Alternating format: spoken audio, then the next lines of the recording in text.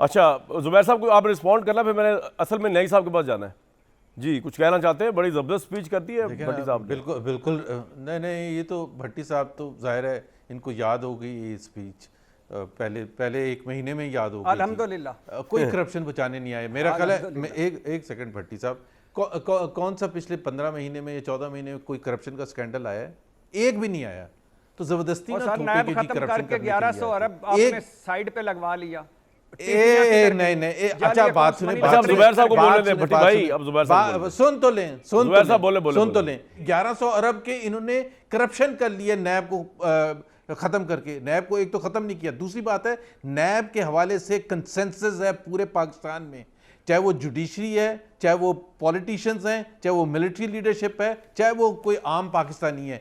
NAB is the most discredited organisation that Pakistan has ever seen. जी ठीक है, बता दें मुझे पॉलिटिशियन जिसको कन्विक्शन की हो, तो जबरदस्ती ना कहें कि 1100 अरब के हमने जेबों में नैब को इतना डिस्क्रेडिट ना करें, इतना ना करें। कासिम के जो वालिद है ना, वो नैब के केस चल रहा है उन पे 60 अरब का, इतना डिस्क्रेडिट ना करें आप नैब को। मेरे भाई जरा संभल के बात करें नैब के बारे में। एक सेकंड, मैंने भाई मैं जो कह रहा हूँ, वो जब हमारी हुकूमत आई थी उस वक्त जो नैब के वो डिस्क्रेडिट थी, उसमें चेंज करना, आपको याद है पीटीआई के दौर में मुलाकातें भी हुई थी, लेकिन पीटीआई ने उस वक्त बैकस्टैप कर दिया कि जी ये सर आपका पॉइंट आ गया। जुबैर साहब अभी आप तजिया सुन रहे थे और बड़ा गजब का तजिया किया न्याई साहब ने। हमजा शहबाज पे भी उन्होंने वही गुफ्तगू की जो मैं कर रहा था, हालांकि उन्होंने मेरी गुफ्तगू नहीं सुनी थी, वो तो लेट आए प्रोग्राम में।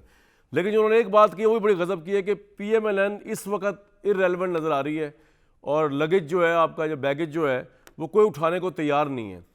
तो इस कॉन्टेक्स्ट के अंदर फिर भी आप इस बुरे हालात के अंदर भी ये चाहेंगे कि इलेक्शन हो जाए इस साल, या आपकी ये ख्वाहिश होगी कि इलेक्शन मुलतवी कर दिया जाए? पहली बात तो ये ख्वाहिश की तो बात ही नहीं है। आपने खुद कहा था पहले कि पाकिस्तान के आइन में लिखा हुआ है कि 2 ही ऑप्शंस हैं इस वक्त। अगस्त 13 को मेरा ख्याल है अगर लास्ट डेट है, तो उस वक्त अगर असेंबली नॉर्मल तरीके से डिसॉल्व होती है तो 2 महीने में 60 डेज में इलेक्शन है, और अगर उसको 2-4 दिन पहले तो कर नवंबर में होंगे तो फिर 90 दिन में होने, यानी कि नवंबर में होने। सो उसके अलावा तो ऑप्शन है ही नहीं। आई मीन ये कोई हमारी ख्वाहिश के हिसाब से तो नहीं चल सकता कि जी इस वक्त फजल रहमान फरमा रहे थे ना कि मईशत डिटरमिन करेगी इलेक्शन, इसलिए मैं परेशान था। आपके सरबराह जो है PDM के नहीं, मेरे नज़दीक मईशत जो रिबाउंड करनी शुरू करेगी वो उस वक्त करनी शुरू करेगी जब एक पार्टी या पार्टीज़ हुकूमत में आएंगी with a 5-year mandate. Common sense की बात है। इन्वेस्टमेंट भी उस वक्त लोग करने आएंगे जब आपके पास 5 साल होंगे। आप रिफॉर्म्स भी उस वक्त अंडरटेक कर सकेंगे जब आपके पास, आपने बड़ा अच्छा जवाब दिया होगा।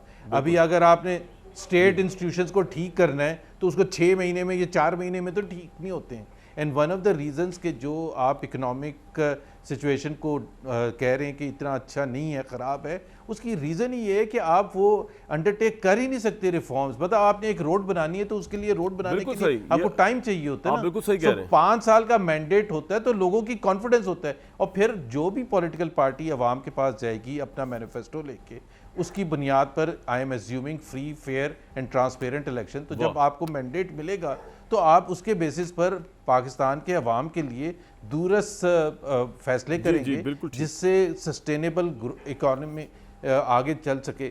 वरना तो ऐसे इसको डिले करने से तो मेरा नहीं ख्याल है आज तो बड़ी करनी शुरू कर देगी। दस्तूरी गुफ्तगू की आपने, वेरी गुड। अपना भट्टी साहब जो जुबैर साहब फरमा रहे हैं करनी चाहिए, गैर दस्तूरी तो करनी ही नहीं चाहिए। करनी नहीं चाहिए, कर देना चाहिए गैर दस्तूरी काम। ये आपकी बात सही है।